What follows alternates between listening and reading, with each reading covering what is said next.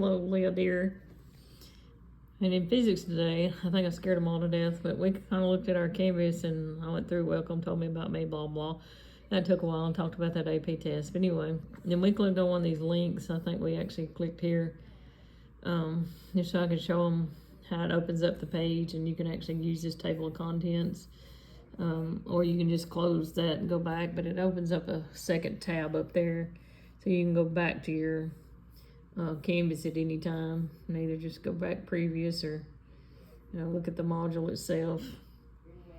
We talked about our assignments would be on the day, so if we look at today, you'd read section 1 and answer 1 through 9 and the conceptual questions, and then section 2 try to answer 1 through 10 problems.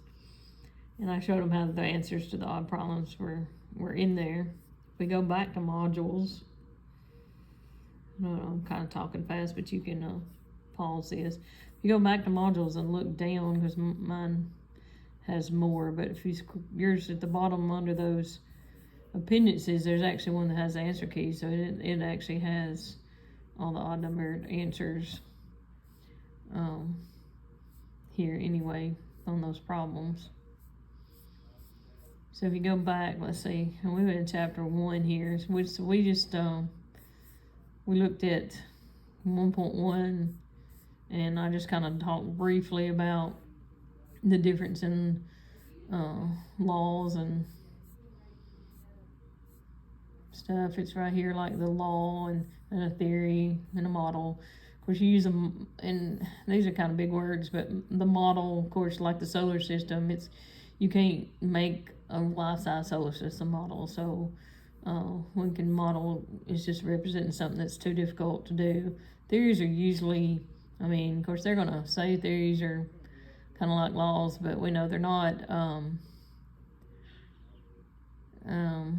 lot of times I just think of theories as not being necessarily proven into a law yet, but now they're calling gravity a theory here, and I would think that might be a law. But anyway, a law, they're talking about being represented in a mathematical equation. And then principles, you have principles sometimes, but most of the time you don't distinguish between those.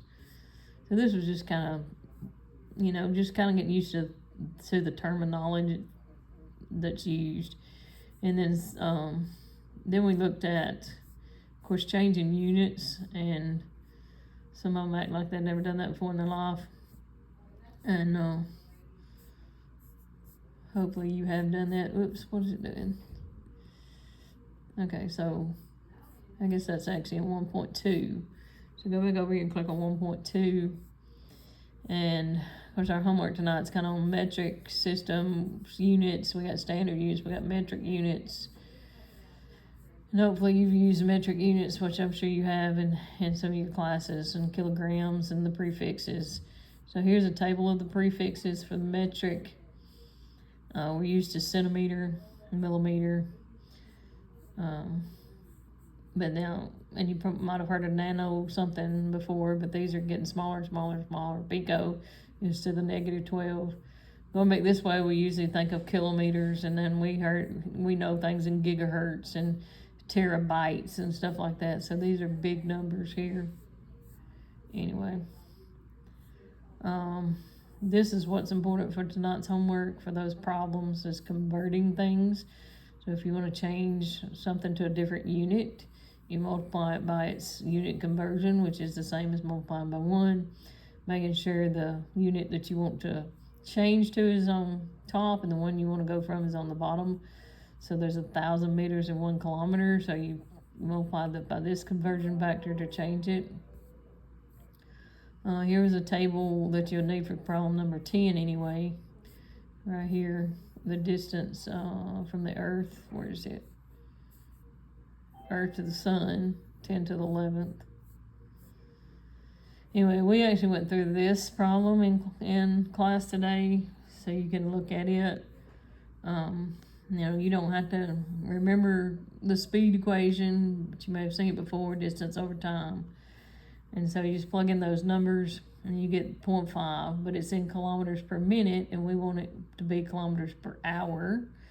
So you're going to change minutes to hours. So minutes on the bottom here. So you want minutes on the top when you multiply by this unit conversion thing here. So that these units will cancel, and it'll change it to hours. So in this case, we're going to say it times 60. Don't worry about the, it just being 0.0 instead of 30. We get into, in the next, over here in number 3, how to do significant figures, and we're not worried about that on this homework. So then if we've got kilometers, where is this? Okay, we didn't go through that. Right here was next. We got kilometers per hour, and we're going to change it to meters per second. Now, you don't have to go from hours to second. You could go hours to minutes and then minutes to seconds. But this example went straight from hours to seconds, because that's 60 minutes and 60 seconds multiplied together. But again, you got your hour here and hour there, so they cancel out. Here you want kilometers and kilometers to cancel, so you put that 1,000 meters on top. And then you just do the math across there, multiplying across the top, dividing across the bottom. And you end up with that answer. So this is the thing, homework, the homework problems, and this problem and exercise. We're going to be doing things like that. I did tell them right at the end, and we were running out of time. They got you can click on this and get an answer, so you can see if you're doing them right. They're pretty straightforward, just changing units, except for number 10. And it's going to kind of make some assumptions here. So the average distance between the Earth and the Sun from that table, it was 10 to the 11th meters.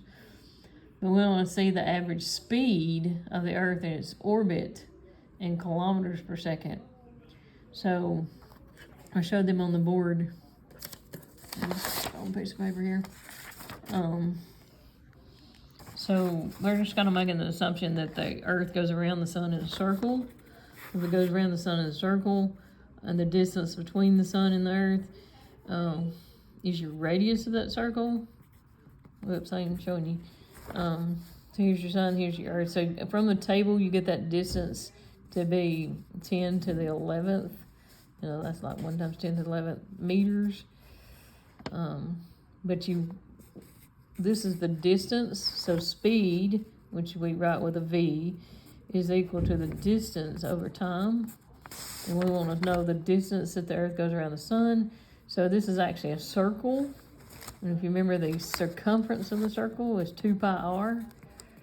So this is what we're going to use for number 10. You're going to plug that 10 to the 11th in here for r. And let's say 2 times 2 pi. You're going to divide it by the time.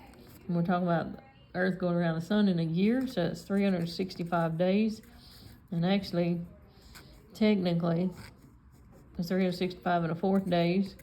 So we do 0.25 for a fourth. So this is days. Up here we could go ahead and put 1 times 10 to the 11th, and that's meters. So when you kind of multiply that out in your calculator, 2 times pi times 1 times 10 to the 11th and divide it by 365.25, you're going to get whatever that answer is. It's going to be meters per days. But they, let's see, well, they want it in kilometers per second. So then you have to change the meters to kilometers and the days to seconds. You can change it to hours first and then seconds. And then, B part was meters per second, so it might be easier to do B part first and leave that meters and just change this to seconds and get B part first and then go back and change it to kilometers, then you have A part. Anyway, that was question number 10. We've kind of run out of time on that, but hopefully they'll do okay. Just try it the best you can do, and we'll go over all of it tomorrow. Love you.